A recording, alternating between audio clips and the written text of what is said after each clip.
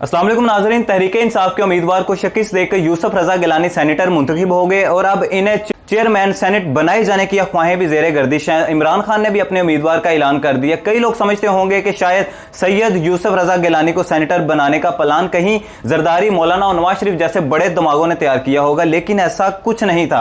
हम यूँ कह सकते हैं कि इसका वसीला और जरिया सेनेटर मुस्तफ़ा नवाज खोखर बने, मगर कैसे, तफसीलात आपको बताता हूं। लेकिन आपने हमारा चैनल पाकिस्तान न्यूज़ सब्सक्राइब नहीं किया तो वो कर लें। किस्सा कुछ यूं है कि मुस्तफ़ा नवाज खोखर गुज़िश्ता माह दो बड़े सनहात से दोचार हुए। पहले इनके चचा इंतकाल कर गए और सिर्फ एक हफ्ते के वक्फे से इनके वालिद हाजी नवाज खोखर कोरोना की वबा की वजह से रुहलत फरमा गए। सियासत पर गुफ्तगू हुई तो इन्होंने सहाफ़ी सलीम साफ़ी को बताया कि अगर गिलानी साहब को इस्लामाबाद से सेनेट का इलेक्शन लड़वाया जाए तो कैसा रहेगा।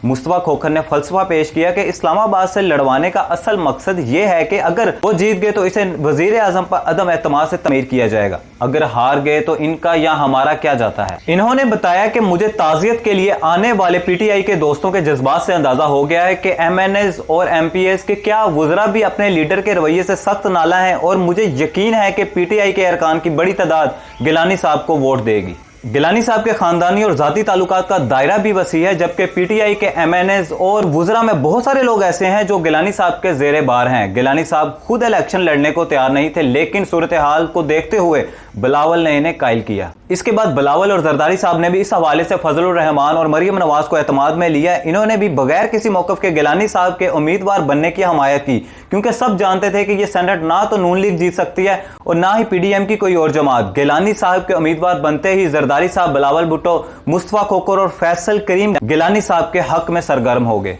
इमरान खान और इनके मशीरों का ख्याल था कि पीपल्स पार्टी गुज़िश्ता इलेक्शन की तरह सिंध और पख्तूनख्वा में इनके लोगों को तोड़ेगी, इसलिए दोनों सूबों में वो खरबपति उम्मीदवार को मैदान में ले आए। लेकिन जरदारी साहब ने अब की बार इन सूबों की बजाय सारी तवज्जो मरकज पर मरकूज रखी। यही वजह है कि पख्तूनख्वा में पीटीआई और पीडीएम के मुतअद्दिद अरकान खरीदे। मरकज में गिलानी साहब के उम्मीदवार बनते ही इमरान खान के भी कान खड़े हो गए, लेकिन मेंबरान पार्लियामेंट पर तवज्जो देने की बजाय इन्होंने सुप्रीम कोर्ट पर तवज्जो मरकूज किए रखी।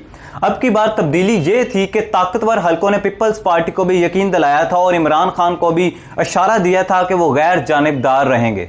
इलेक्शन कमीशन के रवैये से भी लग रहा था कि वो अब की बार वाकई गैर जानिबदार हैं, लेकिन इमरान खान को वक्त से पहले पता चल चुका था 30 या 35 अरकान कौमी असम्बली दूसरी तरफ जाने वाले हैं। खुद सलीम साफ़ी ने रोजनामा जंग में लिखा है कि पंजाब से ताल्लुक रखने वाले पीटीआई के बाज एमएनएस से जब गिलानी साहब के लिए वोट मांगा गया तो इनके जवाब में पैसे या किसी दूसरी चीज के मुतालबे की बजाय इन्होंने अगले इलेक्शन में मुस्लिम लीग नून की टिकट की यकीन दहानी मांगी। चुनाचा पीपल्स पार्टी की क्यादत ने नून लीग की क्यादत से राब्ता करके इनकी ये शर्तें भी पूरी करा दी।